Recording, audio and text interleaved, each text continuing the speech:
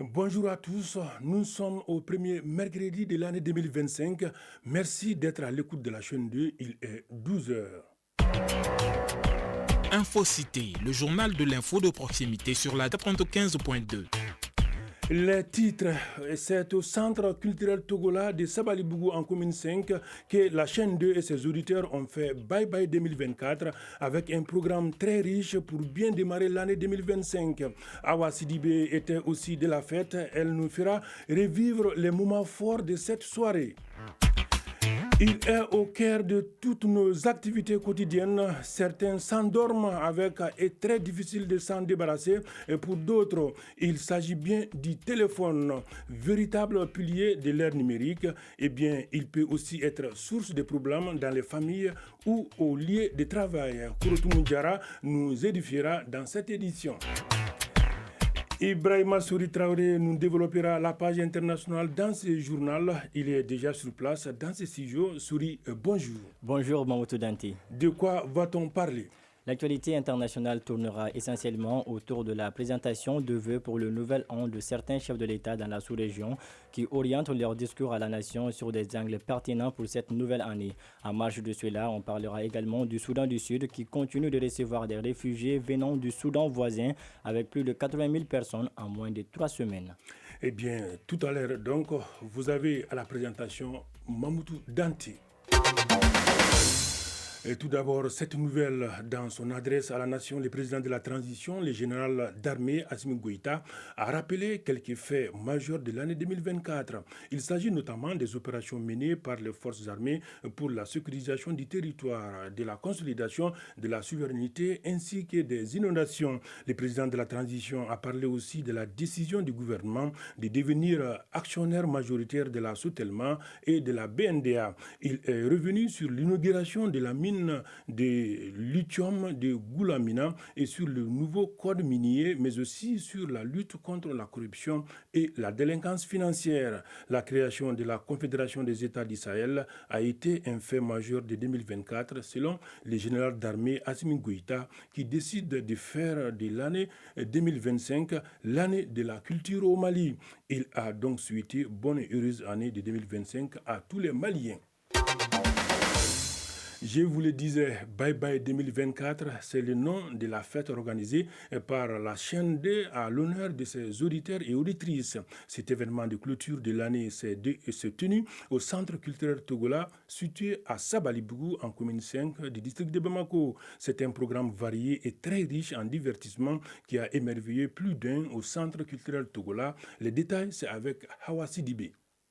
Finir l'année en beauté, tel est l'objectif de cette fête Bye Bye 2024 organisée par la direction de la chaîne 2. En effet, l'équipe de la radio 95.2 FM a tenu à célébrer le 31 décembre et à accueillir la nouvelle année 2025 aux côtés de ses fidèles auditeurs et auditrices.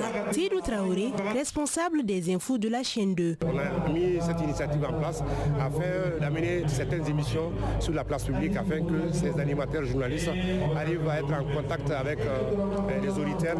L'autre option, c'est de remercier nos auditeurs pendant toute l'année pour les initiatives d'encouragement, les appels, tout ce que nos auditeurs et le club des amis apportent à la chaîne 2. Draman Maurice Impara, président du club des amis de la chaîne 2. Une initiative qui démontre que la chaîne 2 pense à ses auditeurs et il pense à la population aussi. La chaîne 2 veut toujours être à côté de ses auditeurs. On a une nouvelle équipe, on est en train de voir ensemble ce qu'ils doivent être fait. Les émissions présentées lors de cette initiative, la chaîne 2 et ses amis s'éclatent, incluaient Wakunda, Oti Ankakaye et Musikorama. Une opportunité entre animateurs et auditeurs d'être en contact direct. Amadou Kone, habitant de Sabalibougou. Vraiment, c'est une grande joie pour nous. Parce que la plupart de ces animateurs, on ne fait qu'attendre leur voix dans la radio et la télé. Vraiment venir les rencontrer vis-à-vis, surtout dans notre quartier. Moi, je veux dire c'est la première fois. Fatoumata Sidibé, auditrice. Ça m'a impressionné. Je me dis, telle personne est comme ça. Donc, c'est une... Quand même, je suis très heureuse. Ce vœu sera exaucé dans les prochains jours. Seydou Traoré, responsable des infos de la chaîne 2. Pour l'avenir, c'est une initiative qui a commencé il y a 3 semaines et ça va se poursuivre. Nous allons sillonner toutes les 6 communes du district de Bamako et les communes environnantes. Déjà, on a eu des sollicitations de certaines communes qui souhaitent que l'équipe de la chaîne 2 se déplace, partir à leur rencontre afin de mieux discuter et échanger. Lors de la cérémonie, les auditeurs ont eu l'opportunité de formuler leurs vœux pour la nouvelle année. La soirée s'est clôturée par un concert exceptionnel des invités d'honneur, notamment le couple emblématique Amadou et Mariam, pour le plus grand bonheur de tous. On reste toujours dans la mouvance de la fête du Nouvel An. Le RTM a offert aux Bamakois son grand show au Centre international de conférence de Bamako, CICB. Une soirée mémorable entre performances artistiques, moments d'émotion et des messages de paix qui restera aussi gravé dans les mémoires. Mohamed Bari. Un événement devenu une tradition incontournable pour marquer le passage à la nouvelle année. Tidiane Mariko, ingénieur télécommunication. Ça me fait énormément plaisir parce que c'est un moment où vraiment on oublie tous les soucis, on est là, on fait la fête et puis on voit les artistes faire du live. Je souhaite une très bonne année 2025 à tous les Maliens de l'intérieur et de l'extérieur. Une foule enthousiaste s'est donné rendez-vous dans une ambiance festive. Elle a eu droit à une scénographie impressionnante, mélange de lumière, décoration sponsieuse et musique diversifiée. Marie-Diana Bari, invitée. Merci à l'ORTM pour cette initiative de réunir le peuple malien pour cette activité. Je suis très contente d'être là et je souhaite une très bonne et heureuse année à toutes et à tous. La soirée a été marquée par des performances d'artistes comme Oumou Sankaré, Amadou et Mariam, Master Soumi, entre autres. Les prestations ont alterné entre chant, slam et bien d'autres surprises pour le plus grand plaisir du public. Master Soumi, artiste malien. Être là, c'est la plus belle manière de terminer cette année 2024 déjà derrière nous en beauté. Donc pour maintenant faire face à l'horizon avec nos ambitions, avec nos souhaits, avec nos perspectives, avec nos projets. Avoir une pensée pour nos frères et nos sœurs qui se battent au quotidien, au front, pour que vous et moi puissions tous vivre en quiétude. Seiba Kanouté, artiste malien. Merci à l'ORTM et merci à ma nation. Vive le Mali. Et cette année soit remplie de joie, santé, amour. Des personnalités de premier plan étaient également présents, ainsi que des partenaires de l'ORTM. Hassan Baba Djambélé, DG de l'ORTM. Nous avons habitué nos téléspectateurs à chaque nouvel an. Nous organisons cet événement pour nous permettre de passer d'une année à une autre. Et cette fois-ci, nous sommes en train de fermer les portes de 2024 pour ouvrir grandement les portes de 2025. Donc il est bon qu'on fasse ce mouvement dans la joie, dans l'allégresse, pour que l'année puisse vraiment se dérouler dans les mêmes conditions. La thématique que nous avons choisie, c'est vraiment le slogan du Mali, la devise du Mali, un peuple, un but, une foi. Faire en sorte que tous les Maliens se donnent la main pour soutenir notre pays en cette période si difficile. Cette soirée s'est conclue dans une atmosphère conviviale, marquant le début d'une nouvelle année 2025 pleine de promesses. Eh bien, vous savez certainement, tous les ans, la fin d'année est synonyme de retrouvailles et de moments de partage en famille ou entre amis. C'est également le moment idéal pour adresser ses meilleurs vœux à ses proches et transmettre un peu de magie et de bonheur. Dans cette démarche, les personnes du troisième âge ont tenu à y participer. C'est ce que Tanaviel Sangaré nous explique dans ses dossiers. Fin de l'année 2024. C'est le moment pour les uns et les autres de faire leurs meilleurs vœux pour le nouvel an. Ainsi, nous avons approché certaines personnes du troisième âge, autrement appelées personnes âgées ou seniors. Ils souhaitent également toucher quelques mots pour l'année 2025. Ibrahim Sissé, 62 ans, agent de sécurité à la retraite. Beaucoup de bonheur, de réussite, rien que la paix. Bien de choses à tous les Maliens et les Maliennes aussi. Fatoumata Dambélé, gargotière, 60 ans. Je souhaite à tous une merveilleuse année 2025, remplie de joie et de sérénité. Qu'elle nous comble de bonheur et qu'Allah bénisse les grands Malibars. Amadou Maïga, commerçant, 65 ans. Que 2025 soit pour nous tous une année de paix, de santé, de richesse, de sécurité et d'épanouissement. Kaja Djara, vendeuse d'arachides, 61 ans.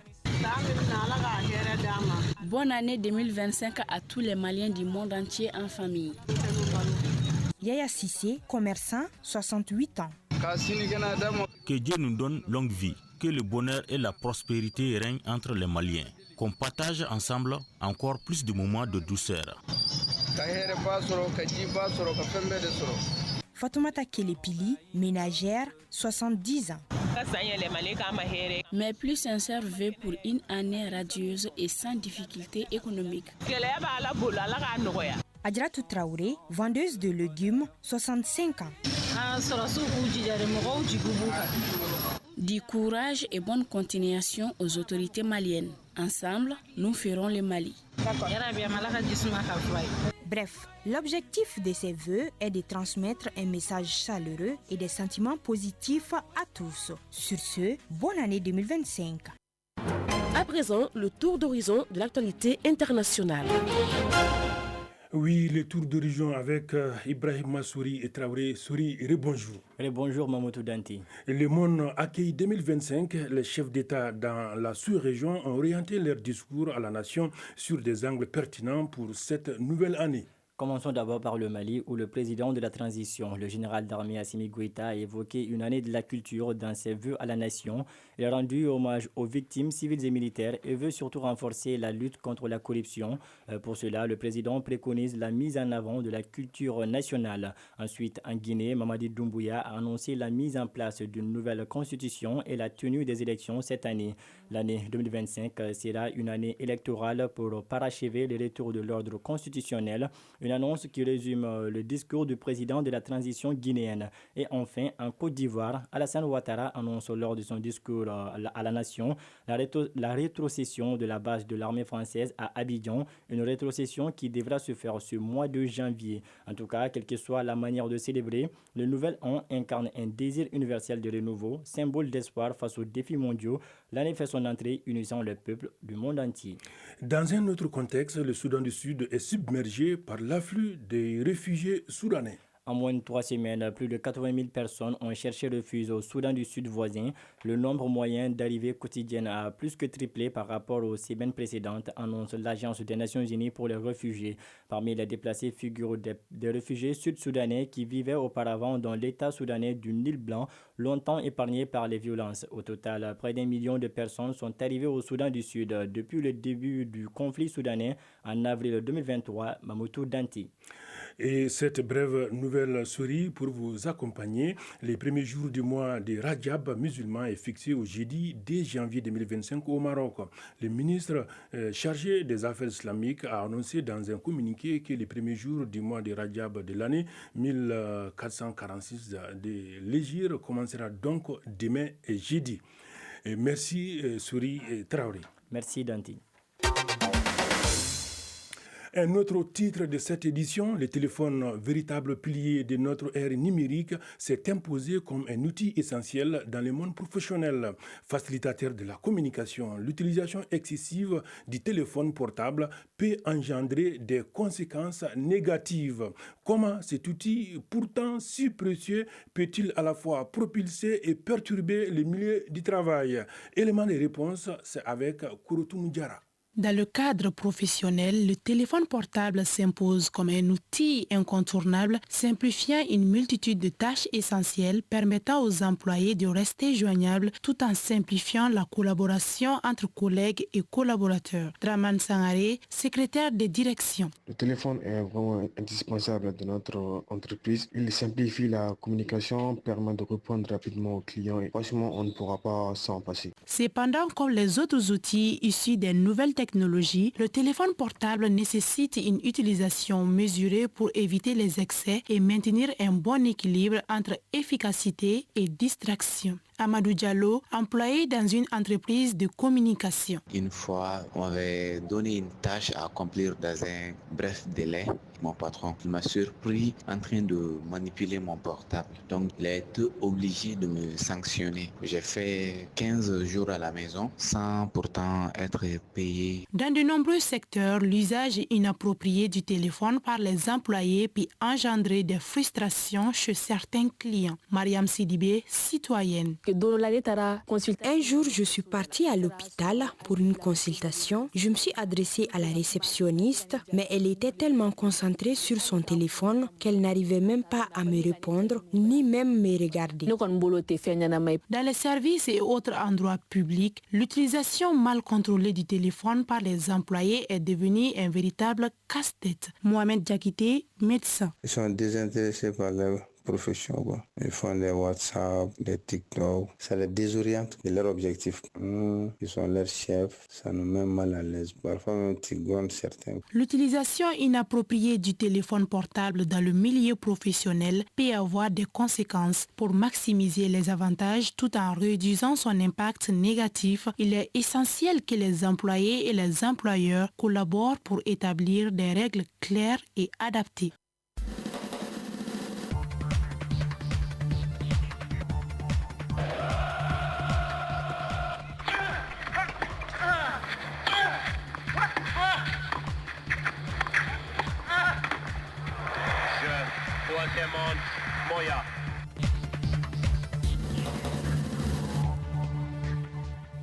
Un mot de sport avant de clôturer cette édition. Le championnat national de football, la 5e journée, a démarré mardi au stade Mamadou Konaté. L'USFAS a perdu devant le stade Malien de Bamako 2-0.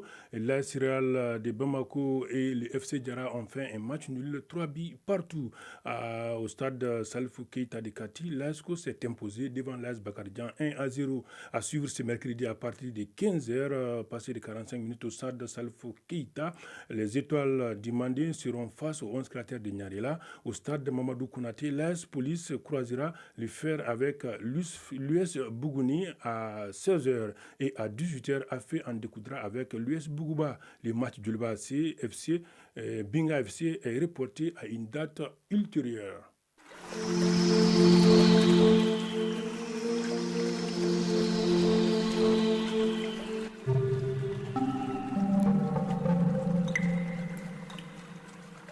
À présent, des nouvelles du temps. Avant de fermer cette édition, le thermomètre affiche 29 degrés sur Bamako et environ. Le maximal attendu est de 32 degrés. Le soleil se couchera aux environs de 18h18. Ainsi prend fin cette édition présentée par Mamoutou Dante, réalisation Fatmata Yanogo, Salimata Konate, mise en onde Penda Ndao, à la mise en ligne cette fois-ci Mohamed Koulibaly, coordination éditoriale Sidou Traoré, Jefa Diarra. Merci de votre fidélité, bonne et heureuse année à tous les Maliens et surtout aux auditeurs de la chaîne D, sinon la chaîne leader de Bamako.